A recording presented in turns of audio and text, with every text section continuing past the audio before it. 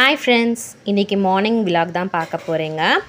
Morning எழுந்தவுடனே fresh ஆயிட்டு டீயை தான் வந்து போட்டுட்டு இருந்தேன். என் பேபி ஒரு சைடில் தூங்கிட்டு இருந்தா. ஏன்னா அவளை டிஸ்டர்ப் பண்ணிட்டா அப்புறம் அவளை தான் அன்றைக்கி எதுவுமே செய்யவே முடியாது. ஸோ அவள் அழகாக தூங்கிட்டு இருந்தா. அவள் ஒரு பக்கம் தூங்கிட்டு இருந்தா, நான் ஒரு பக்கம் வேலையை செஞ்சுட்டு இருந்தேன். என் ஹஸ்பண்ட் எழுந்து அவருமே இப்போ ஃப்ரெஷ் ஆகிட்டு இருக்காரு. 2 பேருமே மார்னிங் எழுந்து ஃப்ரெஷ் ஆகிடுவோம். அப்போ தான் இருக்கிற வேலையெல்லாம் டக் டக்குன்னு முடியும். அடுத்து என் ஹஸ்பண்ட் என்னென்னா தண்ணி எடுக்க போகிறாரு. இங்கே வீட்டில் வந்து ஃபில்டர் வாட்டர் வந்து நாங்கள் அந்த ஆரோ சிஸ்டம் வந்து ஃபிக்ஸ் பண்ணலை. ஸோ அதனால் என்ன பண்ணுவோம் அப்படின்னா, எங்கள் வீட்டுக்கு எதிரிலே வந்து இங்கே வந்து ஆரோ சிஸ்டம், அதாவது இங்கே ஹைதராபாத்லாம் நீங்கள் வந்தீங்கன்னா உங்களுக்கு தெரியும், ஒரு பெரிய ஆரோ சிஸ்டம் வாட்டர் பிளான்ட்டுன்னு சொல்லுவாங்க. அது அவங்க வச்சு வாட்டரை வந்து சர்வீஸ் பண்ணிகிட்ருக்காங்க. இங்கே என் ஹஸ்பண்ட் இப்போ அங்கே தான் போயிட்டுருக்காரு. அது எங்கள் வீட்டுக்கு ஆப்போசிட்லேயே தான் இருக்குது. எங்களுக்கு தேவைப்படும் போதெல்லாம் இங்கே தான் போயிட்டு நாங்கள் வாட்டர் எடுத்துப்போம். ஒரு கேனுடைய ரேட்டு வந்து இங்கே வந்து 15 ரூபா. அது மட்டும் இல்லை, இங்கே பாருங்களேன், ஒரு ஆள் சுல்லுன்னு வெயில் அடிக்குது, அப்போ கூட நல்லா கொசு வலையை போட்டு காலையில் நல்ல ஒரு தூக்கத்தை போட்டுட்ருக்காரு.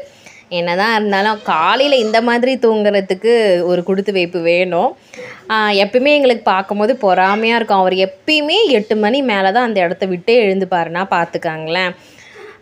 வாங்க இப்போ அந்த கடைக்கு என் ஹஸ்பண்ட் வந்து போயிட்டுருக்காரு, பார்ப்போம். எங்கள் வீட்டுக்கு ஒரு 2 வீடு கூட இருக்காது, ஆப்போசிட்லேயே தான் இருக்குது வாட்டர் பிளான்ட்டு. நிறைய பேர் வந்து எங்கள் வாட்டர் எடுத்துகிட்டு போவாங்க.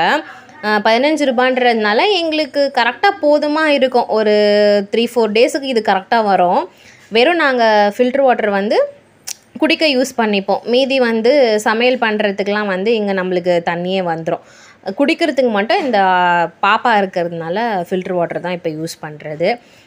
என்னாலலாம் தூக்கிட்டு வர முடியாது, அதனால் என் ஹஸ்பண்டை தான் வந்து தூக்கிட்டு வர சொல்லுவேன். ஏன்னா பயங்கர வெயிட்டாக இருக்கும். இன்னொன்று நாங்கள் இப்போ 2nd ஃப்ளோரில் இருக்கிறதுனால ஹஸ்பண்டு தான் எப்பயுமே வாட்டர் வந்து எடுத்துகிட்டு வருவார். அவர் எடுத்துகிட்டு வந்ததுக்கப்புறமா நான் என்ன பண்ணிகிட்ருக்கேன்னா, சமையல் தான் செஞ்சிட்ருக்கேன். வெண்டைக்காய் வந்து பொரியல் பண்ணிவிட்டு ரசமும் சாப்பாடும் பண்ணலாம் அப்படின்னு தான் இன்றைக்கி பிளான்னு. ஸோ வெண்டைக்காவை வந்து அழகாக குட்டி குட்டியாக கட் பண்ணி முடிச்சிட்டேன். அப்புறம் டீயும் கொதிச்சிருச்சு. ஒரு பக்கம் நான் வந்து பிஸ்கெட்டை தொட்டு சாப்பிட்டுட்டு இருந்தேன். என் ஹஸ்பண்டுமே வந்து வெளியில் உட்காந்து டீயை வந்து குடிச்சிட்டு இருந்தார். இதுதான் அவருடைய பிளேஸு.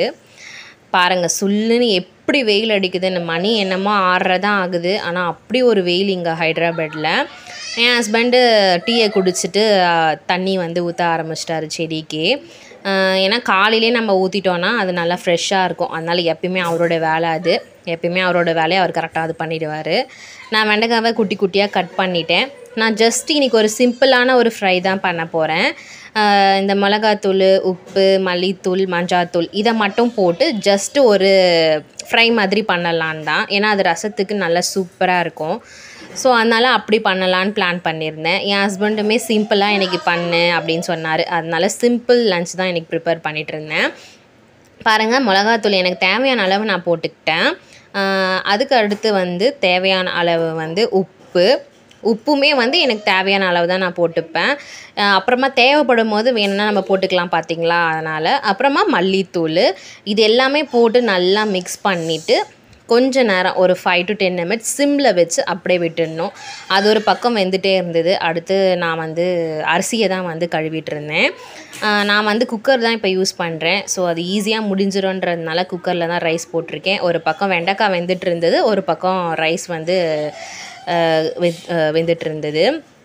அடுத்து மார்னிங் வந்து பிரேக்ஃபாஸ்ட் வேணும் இல்லையா, அதனால் வந்து இந்த கோதுமை ரவைன்னு சொல்லுவாங்க பார்த்தீங்களா, சில இடத்துல சம்பா ரவைன்னு சொல்லுவாங்க, அதை தான் வந்து ரெடி பண்ணலான்னு பண்ணிகிட்ருந்தேன். ஸோ எல்லா வேலையும் முடிச்சுது. அடுத்து என் ஹஸ்பண்டுக்கு லன்ச் வந்து பேக் பண்ண ஆரம்பிச்சிட்டேன்.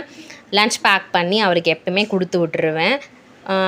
இப்போது இன்றைக்கி என்னோடய ரெசிபி என்ன அப்படின்னா, சாப்பாடு, ரசம், பொரியல், அடுத்து ரவா கிச்சடி தான்.